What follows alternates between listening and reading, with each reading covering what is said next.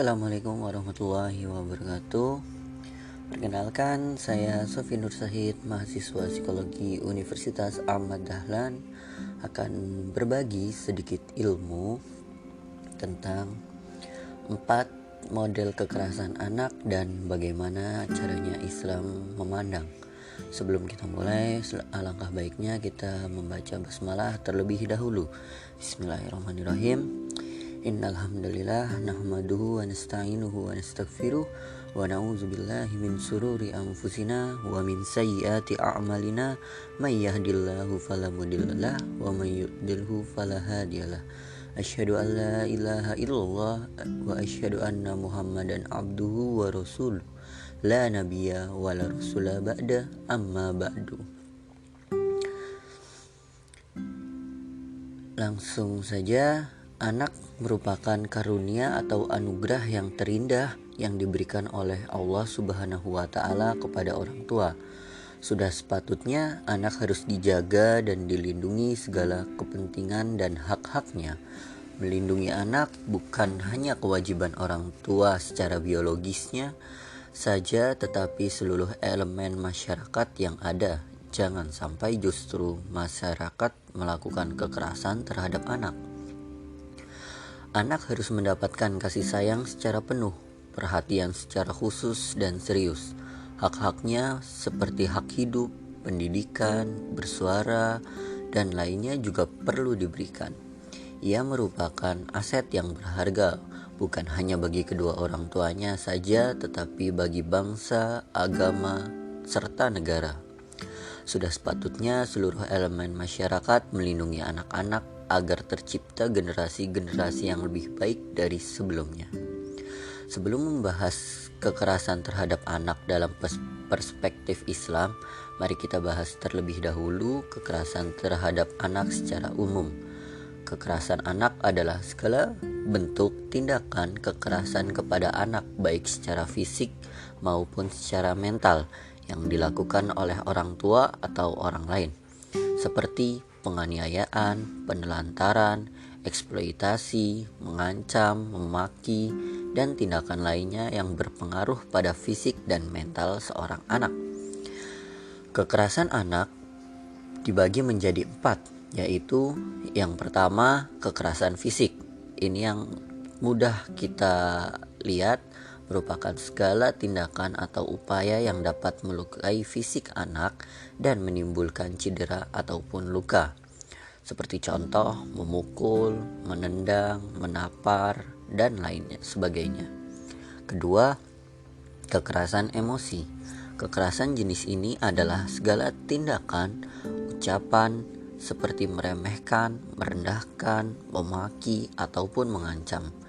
Kekerasan emosi ini sangat sulit diidentifikasi karena tidak meninggalkan bekas luka, namun justru menyerang mental seorang anak, mulai dari tidak percaya diri hingga yang paling serius adalah trauma khusus. Yang ketiga, kekerasan seksual merupakan segala bentuk tindakan memperlakukan anak secara seksual dan juga terlibat dalam aktivitas seksual. Dalam kasus kekerasan jenis ini, ada anak yang melakukannya karena dipaksa ataupun diancam.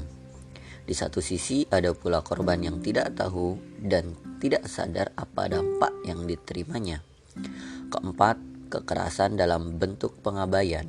Kekerasan jenis ini adalah bentuk kekerasan di mana anak diabaikan dan tidak mendapatkan perhatian secara penuh, baik secara fisik, emosi, psikis, ataupun sosial.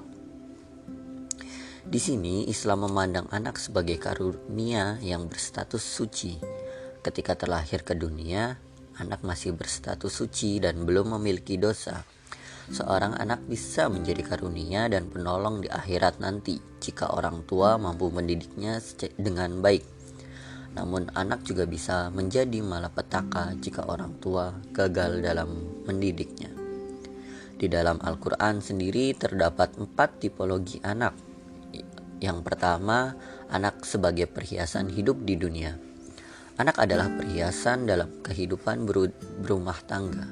Di dalam Al-Quran telah dijelaskan yang artinya Harta dan anak-anak adalah perhiasan kehidupan dunia, namun amal yang kekal dan solih adalah lebih baik pahalanya di sisi Tuhanmu, serta lebih baik untuk menjadi harapan. Quran Surat Al-Kahfi ayat 46. Ayat di atas menjelaskan bahwa seorang anak adalah perhiasan dan pelengkap dalam suatu keluarga. Pasangan suami istri akan selalu merasa kurang lengkap jika belum dikaruniai anak. Yang kedua adalah penyejuk hati. Di dalam Al-Quran disebutkan anak sebagai penyejuk mata ataupun hati. Dikatakan seperti itu karena mata melihat anak akan timbul perasaan tenang serta tentram. Allah Subhanahu wa Ta'ala pun menyebutkan anak sebagai penyejuk hati dan mengajarkan kita sebuah doa agar anak yang dilahirkan menjadi penyejuk hati bagi orang tuanya. Di dalam Quran Surat Al-Furqan ayat 74 telah disebutkan yang artinya, ya Tuhan kami, anugerahi kepada kami pasangan kami dan keturunan kami sebagai penyejuk hati, dan jadikanlah kami pemimpin bagi orang-orang yang bertakwa. Ketiga, anak sebagai ujian. Allah Subhanahu wa Ta'ala berfirman yang artinya, ketahuilah bahwa hartamu dan anak-anakmu itu hanyalah ujian. Quran Surat Al-Anfal ayat 28. Dalam ayat tersebut Allah Subhanahu wa Ta'ala mengingatkan bahwa anak juga bisa menjadi ujian bagi kita. Allah Subhanahu wa Ta'ala akan menguji orang tua apakah akan membawa anaknya menuju jalan ke neraka ataupun jalan ke surga. Jika orang tua mampu mendidik anaknya menjadi anak yang soleh dan solehah, berarti orang tua tersebut sudah lulus ujian. Keempat, musuh orang tua. Jika orang tua salah mendidik anak, maka anak tersebut bisa menjadi musuh bagi orang tuanya. Di dalam Al-Quran tertulis, hai orang-orang yang beriman, sesungguhnya di antara istri-istrimu dan anak-anakmu adalah musuh bagimu, maka berhati-hatilah kamu terhadap mereka. Quran Surat At-Taghabun ayat 14. Menurut ayat di atas, anak menjadi musuh orang tua jika tidak lagi mentaati orang tuanya dan menyimpang dari aturan agama. Kekerasan anak di dalam Islam. Islam secara tegas dan jelas melarang kekerasan terhadap anak, tetapi ada salah satu hadis mengatakan yang artinya, perintahkanlah anak-anakmu untuk sholat ketika mereka berumur 7 tahun. Pukullah mereka jika sampai berusia 10 tahun mereka tetap enggan untuk melaksanakan sholat. Abu Dawud 495 dan Ahmad 6650. Hadis tersebut tentunya bertentangan dengan konsep bahwa anak tidak boleh mendapatkan kekerasan. Namun adanya hadis ini bukanlah semata-mata tanpa adanya alasan yang jelas. Hukuman fisik diberikan bukan hukuman untuk menimbulkan efek trauma dan cedera pada anak. Kekerasan anak dalam Islam diperbolehkan jika tidak melebihi batas dan digunakan sebagai langkah akhir yang ditempuh. Kekerasan ini akan dilakukan jika dirasa tidak ada lagi hukuman yang dapat membuat anak jera. Hal ini juga hanya digunakan sebagai upaya yang mendidik, bukan dengan tujuan untuk menghukum tanpa alasan. Karena jika anak dibiarkan bebas tanpa aturan, maka akan berdampak buruk bagi anak. Anak bisa menyimpang dari aturan agama, bertindak semaunya, dan perilaku negatif yang lainnya. Mungkin cukup sekian dari saya. Jika ada salah kata, mohon dimaafkan. Wabillahi taufiq wal hidayah. Cari pola hitakun arifan. Wassalamualaikum warahmatullahi wabarakatuh.